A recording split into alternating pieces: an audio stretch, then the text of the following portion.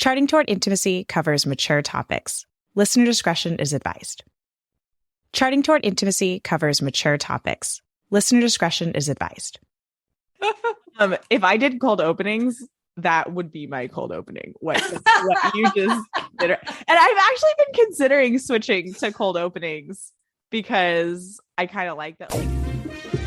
Hey there, welcome to Charting Toward Intimacy, where we're expanding the natural family planning conversation. I'm your host, Ellen Holloway. Welcome back to the podcast. We are here with Kathleen for another NFP in real life episode. How's it going, Kathleen? Oh, we're going. We were discussing our various sleepless nights last night.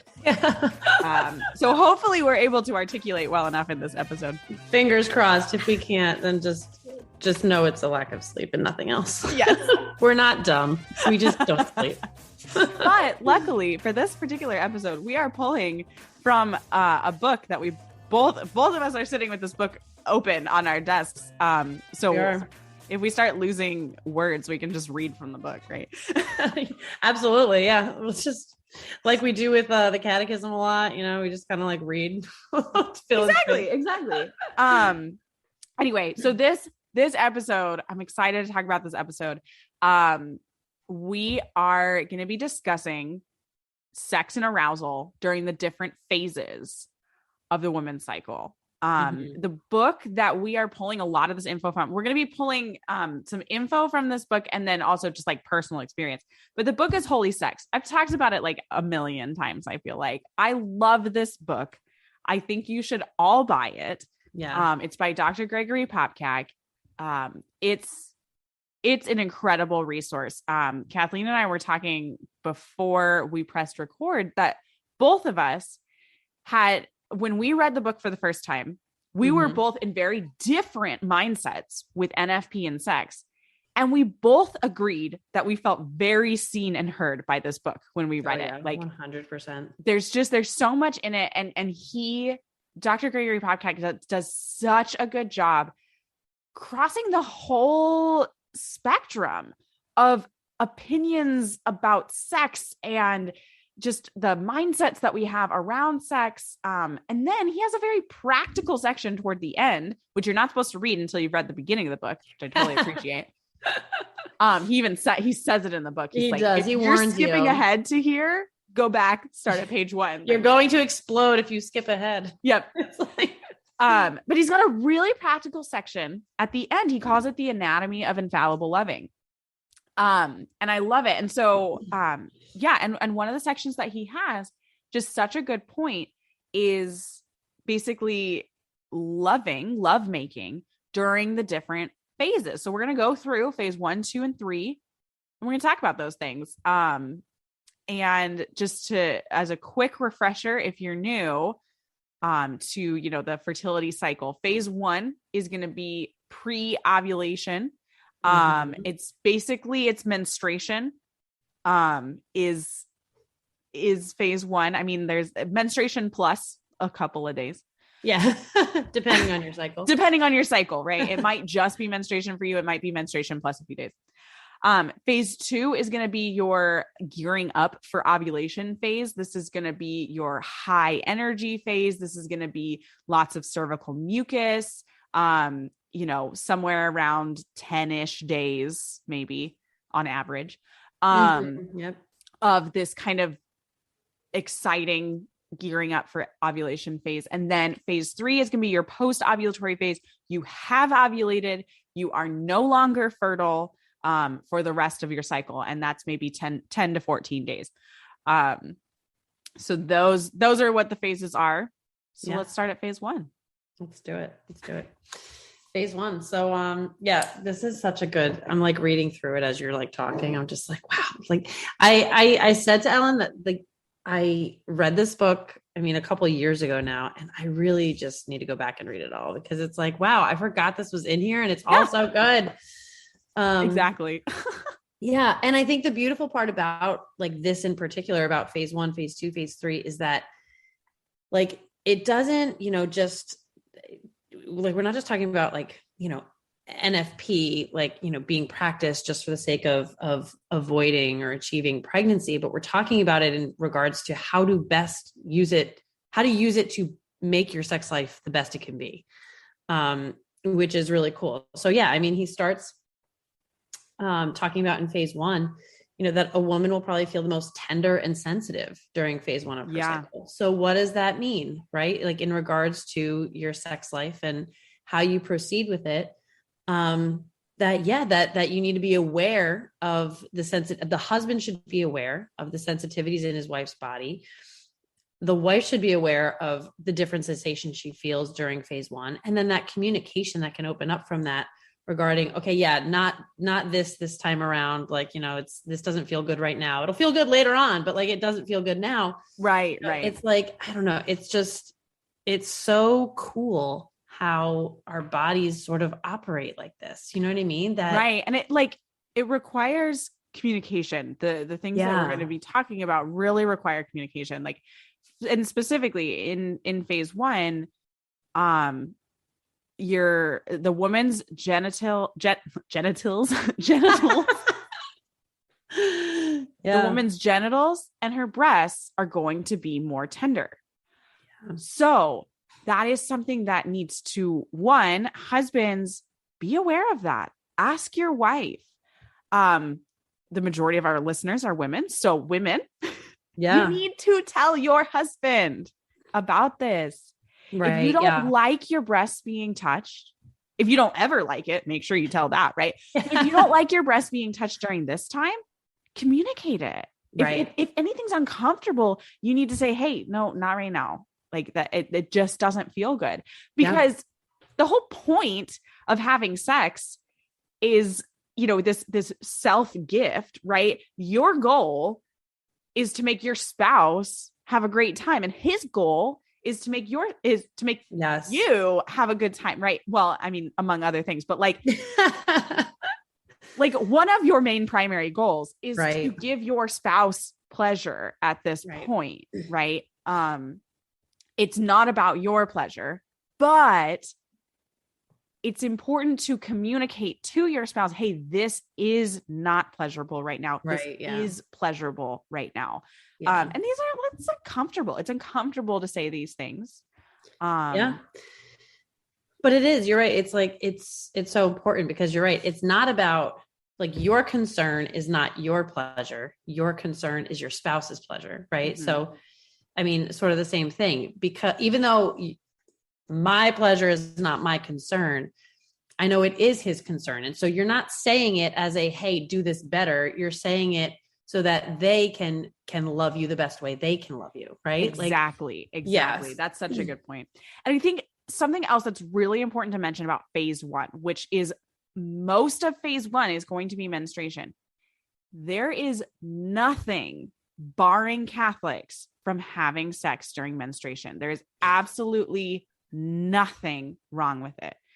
Orthodox Jews do practice abstaining during menstruation because of ritual impurity.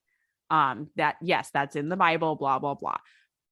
We're past ritual impurity. That was the something that was, that was established before, like these were steps that God made for his people. And he said, okay, let's take step one and let's just get you a little holier. And then let's take step two. Like you think about Jesus, and he was like, and this is like totally unrelated from having sex during menstruation, but Jesus said, hey, I know Moses told you that you could divorce, but that's not the standard I'm holding you to anymore. Right. Yeah. Like when Jesus came, he held us to a new standard. And so certain things were dropped away from the rules of Leviticus. Right. Because they were stepping stones for our, ascension toward God. Right. Right. And so that is not something that we practice anymore. Now, if that's something you're uncomfortable with, you don't have to have sex during this time.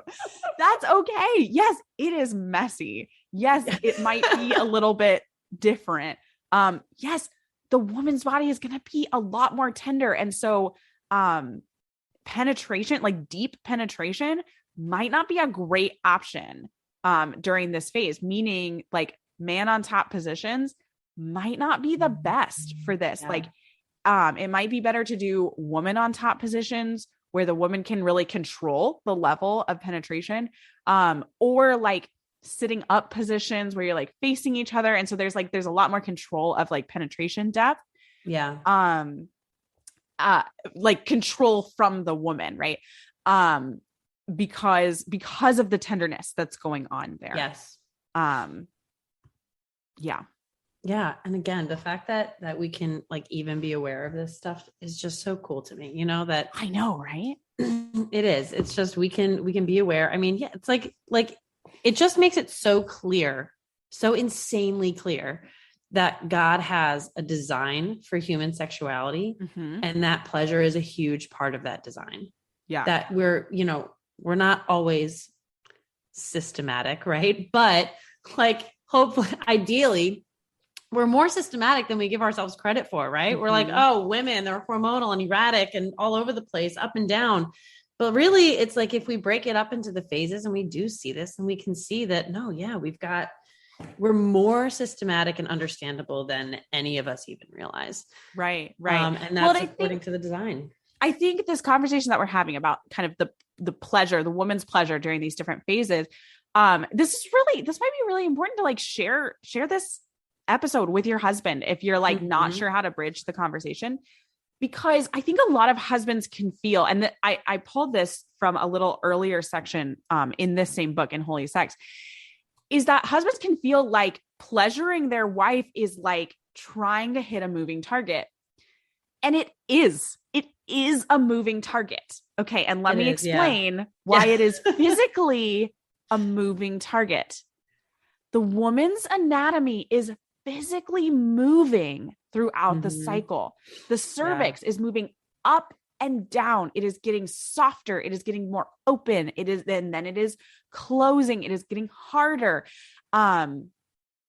Just because the cervix is the only thing that we can like externally, well, I guess internally, like recognize and chart, just because that's the only thing that we can like notice by examining ourselves, that doesn't mean it's the only thing that's moving. Yeah. Because from what I understand, there's a lot of things down there. So if one thing moves, it's likely that other things are moving too. It's likely that other things are moving, right? And so the things that pleasure us during one phase might be the exact opposite of pleasure during another phase. For example, if I'm realizing now we should probably mark this episode as explicit, because like, yeah, maybe. Yeah. We're getting a little bit into it, which is great, which is so great. For example, if as a woman, if you really, like, I just threw my pen. I got so excited about this. If you really like, your husband touching your labia and moving around in that area and things like that, during say phase 2 or phase 3, you might not like that during phase 1 because there's a lot more tenderness going on. Or maybe you like it, but just at a different level, at a different speed, at a different amount of pressure, at, whatever that is. And that's just one example of something. If you like having your breasts touched during phase 2 and phase 3, maybe you just like can't stand it during phase 1.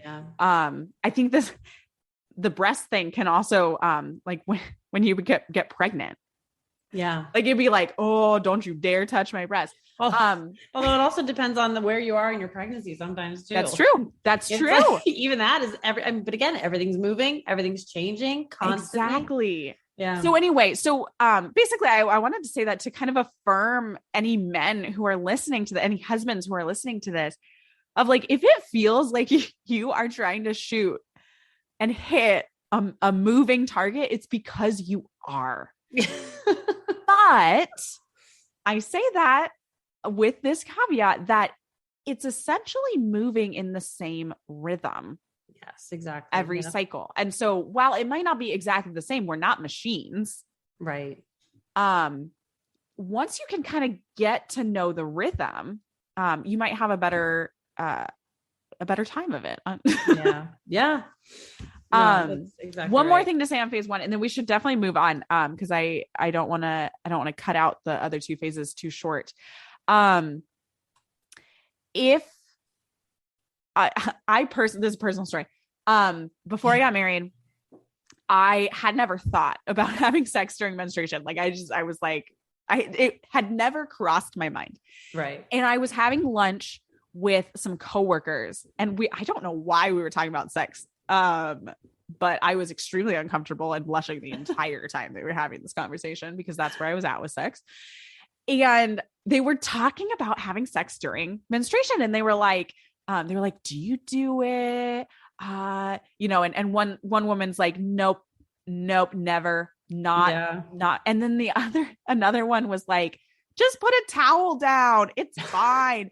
and that just shows the range, and it's okay. It's okay. Like, and that woman who said, just put a towel down, it's fine. She's like, I find it's most pleasurable. Like I love having sex during menstruation because it just feels the best during, right? Yeah. So just know that wherever you lie in that spectrum of comfortability with it, that's completely normal, and that's okay. And if you change, maybe you listen to this episode and you're like, maybe I'll give that a shot. Maybe it's worth giving it a shot. Right.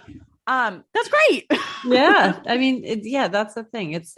We aren't machines, right? It's like different strokes for different folks, as they say. Yeah, exactly. But yeah. And also like we're talking about 2 people here, right? So, I mean, both really need to be comfortable with it. Maybe one of you is up to it, and maybe the other one's kind of like, I'm not really feeling that right now, and that needs to be respected too, so, but like sex in and of itself is very vulnerable. It's a vulnerable situation, right? And that kind of like adds a layer of vulnerability to it. Right. I mean, because you're bleeding, right? Like exactly. Yeah. So, I mean, nobody should feel one way or the other about being open to it or not being open to it. It's okay. Either way, wherever you fall on that spectrum. Either way. Yeah. Okay. Phase 2. I feel like this is the most elusive phase, because most of the time, if you're trying to avoid, you don't get to have sex. No, it's the most frustrating thing. It's so funny. And I was thinking about this as we were preparing for this, is that my one friend and I have talked in the past, and she always says that when she dies and goes to heaven, if she dies and goes to heaven, no, I'm just kidding. She's going to heaven. She's a saint. But when she dies and goes to heaven, her first question for God is why? Why did you design us this way that when we want it most, it's like off the table, right? And, of course. Can I answer that question in one? I was going to say one answer. I have one possible answer. And it's this, that God loves creation. He loves to bring children into this world. He loves to create life. He loves that he gave us that ability. Yeah. And so, God wants you to have babies. It's like surprise. He literally wrote it into your body. He did. Yeah. He wants you, right? And yet I do not discount the fact that it is extremely frustrating. And we're going to talk about phase 3 in a minute, about how frustrating that drop of hormones can be. I do not discount the fact that it's frustrating. I fully agree that it is frustrating. But it's because God wants us to have kids. Yeah. He really, really does. You are not wrong. I mean, gosh, heaven celebrates conception, right? Like a life is conceived, and heaven is just dancing and singing and praising. And everyone in heaven can't wait for that life that you conceived to make it to heaven, right? Yeah. Anyway, that's my answer. That's my answer to that question. It doesn't make it any easier. Well, and that's exactly it. And I think that's the thing that we end up lamenting together the most, is just like, here I am, phase 2. she's got 5 kids in tow. I'm about to have 5 kids in tow, and it's like, and yeah, like we need a break. So, but the frustration that can come from abstaining during phase 2, because let's talk about phase 2, right? Phase 2, you have that massive increase in hormones. Yeah. Women are much more easily aroused at this time. Now, this is not to say, men, you are listening, just because the woman is more easily aroused does not mean you get to skip foreplay for this phase. No. Oh, no, like it does not equate to the arousal curve of men. The arousal curve of women is different still. Yes. Even though it is shorter now, it's faster, it's quicker, and maybe even spikes higher. Mm-hmm. The area of the women's genitals, my goodness, this word is like not. Yeah, you're struggling with that word today. The area of the woman's genitals needs to be warmed up. And that doesn't mean it needs to be physically touched in order to be warmed up. Some women, benefit from that. But like blood needs to flow to that area, and foreplay, helps that blood flow. So, well, and let's talk too about foreplay, just like we're talking about, everything's kind of different phase by phase. Foreplay in and of itself, is probably going to be different phase by phase. Right. This phase of phase 2 is like, the woman's going to have the most energy during this phase, which that might lead to more willingness to be creative, more willingness to try new things. If there's a position that you've kind of thought about trying, not so sure, this is a great phase to try that position in. Like, if you're having sex during this phase, right? Yeah. This is a great phase for that. Because like the woman's body is more open, like biologically, it makes sense that the woman's body would be more open to receiving sperm at this time. Right. And so that kind of just flows right into like the woman would be more open to receiving her husband in a new way, in a new position, something like that. Yeah, no, absolutely. And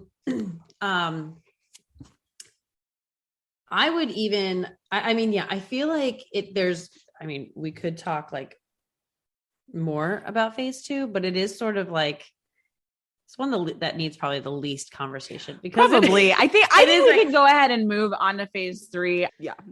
Okay. Phase 3. So again, this phase can be so frustrating. It's like the worst, because sometimes we as women, we just came from high, general arousal. Yeah. To a huge drop in hormones. Like you look at the map, or the graph, and it looks like a roller coaster. Yeah. And this is the big drop, right? Luteinizing hormone and estrogen both drop quickly within just a couple. Luteinizing hormone within a couple of hours, estrogen within a couple of days. And it's a very quick drop off. And so that drop can lead to lower energy levels, first off, which just is overall going to make you want to just curl up and go to bed instead of love your spouse. Yeah. But, and there's also like, there's just this buildup to hormones, and then all of a sudden all gone. But I'm going to read a couple of sentences from the book, which I read over them again this morning before we recorded. And I was just like, oh my gosh, I needed to hear this again. You were seen.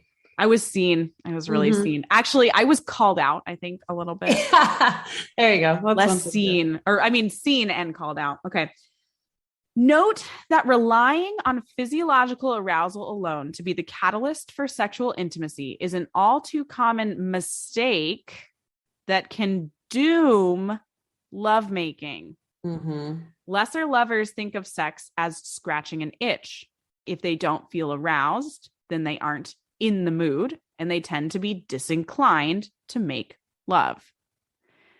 Not being aroused is not an excuse for not loving your spouse. Yes. Yeah. Now, I am not promoting requiring your spouse to have sex here. I am not at all. No, that is rape.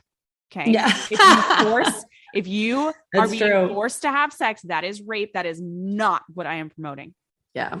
What I am saying is, in some sense, we have, in a lot of senses, we have a duty to have sex with our spouse. That is how we renew our marital vows. It is imperative to our marriage that we have sex. Mm-hmm. So, women, just because you don't want to doesn't mean you don't get to. Yes. No, that's so true. At the same time, again, I am not promoting being forced into sex when you are not there yet.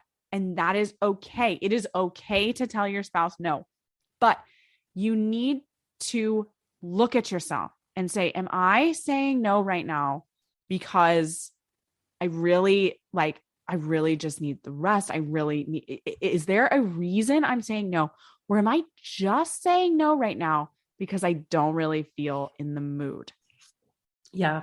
If that's the only reason, then I want you to look at that. I want you to really dig into that of why it is that not being in the mood means for you not having sex. Yeah. Well, and I'll even, I would love to continue a few, into the next paragraph of that same page. He says, lesser lovers. And throughout the book, he's constantly referring to lesser lovers and infallible lovers. And I don't know, I just love that distinction. I love that. So infallible lovers, however, know that arousal is a less important driver of sexual intercourse than intimacy. Yes. Arousal, being primarily a physiological phenomenon, is susceptible to physiological factors like exhaustion, stress, illness, and even accommodation, getting used to somebody. Because of this, infallible lovers know that while arousal itself is desirable, there's nothing wrong with arousal. Nothing at all. It is intimacy that will propel a couple to seek the comfort of each other's arms, even when they are tired, stressed, sick, or frazzled. And I love that. I love that. I think that's such a great example, explanation of kind of what I was trying to get across when I was yelling. Yeah. Yeah, no, exactly. Is that we feel, and I listen, I'm not telling anyone how to go ahead about your phase 3, because I've struggled with phase 3 a lot. And I mean, I don't right now because I don't have phases right now. I'm just pregnant, but I know before we recorded, because I'm postpartum right now. My cycle hasn't returned and Kathleen is pregnant right now. And I was texting her and I was like, should we wait to do this episode until we're less removed from the situation? And then I was like, no, that's dumb, because who knows when that's going to to be. Yeah. Number who knows one, when my cycle is going to return. And then Kathleen's going to have postpartum after this. And number 2, it's serving as a good reminder for when we are right back there. Yes. We're back in our phases. Okay. Here's what we can sort of apply. But I've long struggled with phase 3, and I will continue to struggle with it when I have my phase 3 back again. But I think it is just such a good reminder that when we are feeling that frustration, it's because we're looking for the arousal. Mm-hmm. And the arousal it's fleeting, it's sort of like the feeling we talk about being in love, falling in love, and the feeling of being in love, right? That is fleeting. That doesn't last, right? That's a really good comparison. Yeah. Of the feeling in love versus choosing to love. Exactly. And then the fleeting feeling of arousal versus choosing intimacy. Exactly. That's beautiful. Yeah. So we just, I don't want to go over time too much. We're already at the 30-minute mark. We So ramble. let's talk about some mechanics of this phase. The woman's body, because the cervical mucus is drying up. Mm-hmm. things don't just dry up in the body without other things drying up in the body. Like your body is drier during phase 3. That's just how it works. That's why if you take decongestants, you don't have very much cervical mucus. Like if you dry up the body, you dry up cervical mucus. If cervical mucus is drying up, your body is drying up. That means you're not going to have as much arousal fluid. So lube is a really great choice during this time. As Catholics, we can choose whatever kind of lube because we're not worrying about contraception working or not working. Right. I highly suggest almond or jojoba oil if you like jojoba oil. Yeah. Those two oils are most closely balanced to the pH of your vagina. So those are great oils to use. Interesting. Almond oil being the, Walmart version, right? And jojoba oil being the Whole Foods version. Meaning jojoba is much more expensive than almond oil. I've never even heard of jojoba. I don't know what a jojoba is. If you're in California, you can get jojoba oil at Trader Joe's. Otherwise, I don't really know where to find jojoba oil. But those two oils are most closely balanced to your pH, which means that they have the least chance of causing yeast infections. The reason why I never suggest coconut oil is because it has a very high sugar content, and coconut oil can lead to yeast infections. So I don't suggest that because it has such a high sugar content. Also, sorry, with almond oil, sweet almond oil is what you're looking for, not bitter almond oil. I know There's a lot a about difference. oils.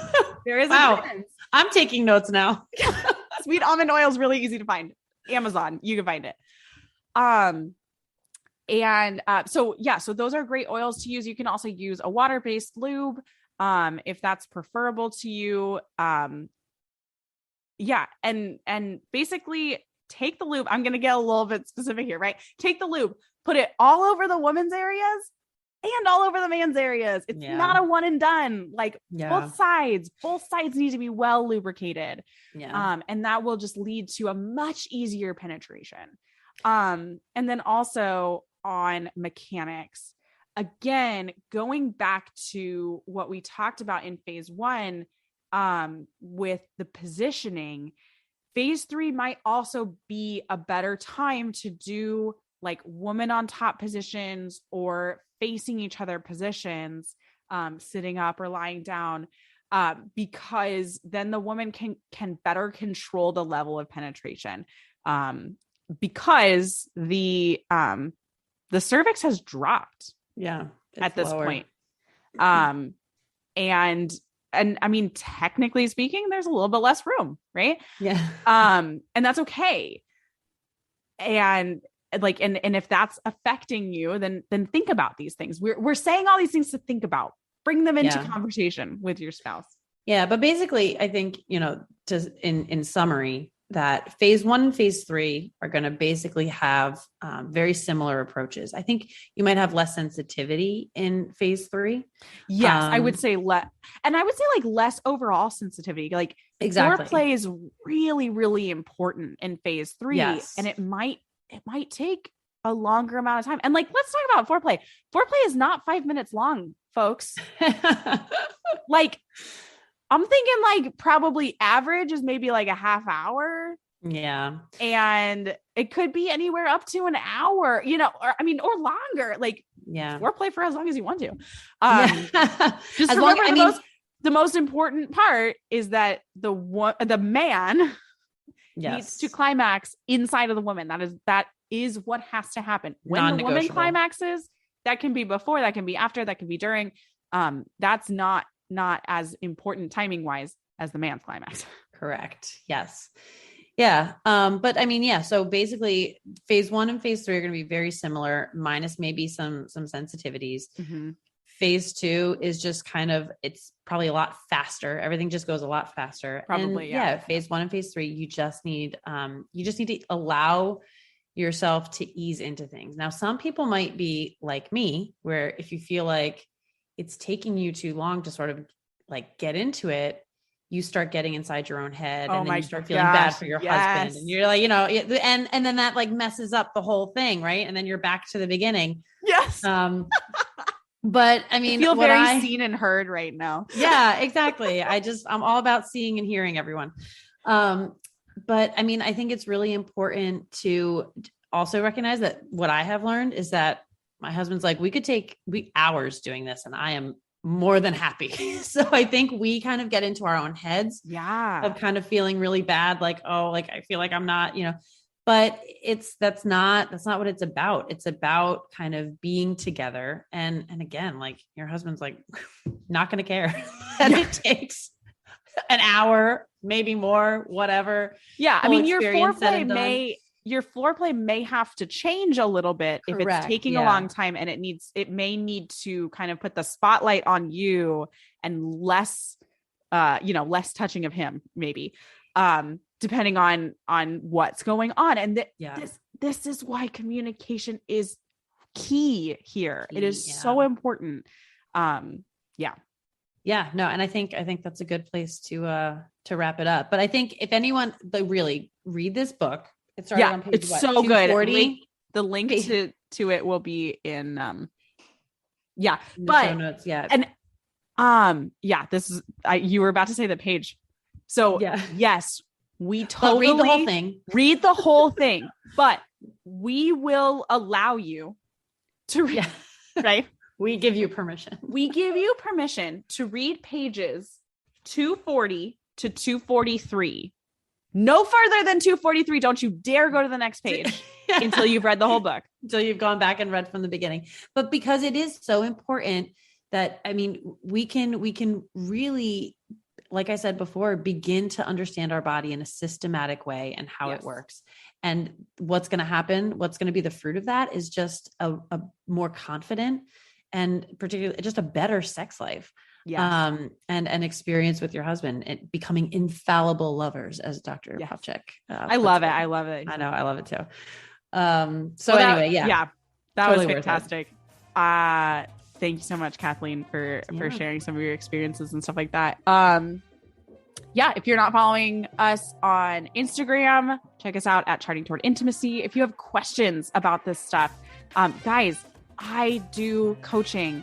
If this is the kind of stuff, if you've got a question about that, if you're frustrated with this phase 3 situation, if you're trying to figure out what's listed and not, or if we mentioned all these positions and you're like, hold on, there's something more than missionary. What does that mean? Please come book an appointment with me. I want to chat with you about this. I want to help you work through this. Links to that are in the show notes. But awesome. If you have questions, reach out to us, Instagram or email. And until next time. See you guys.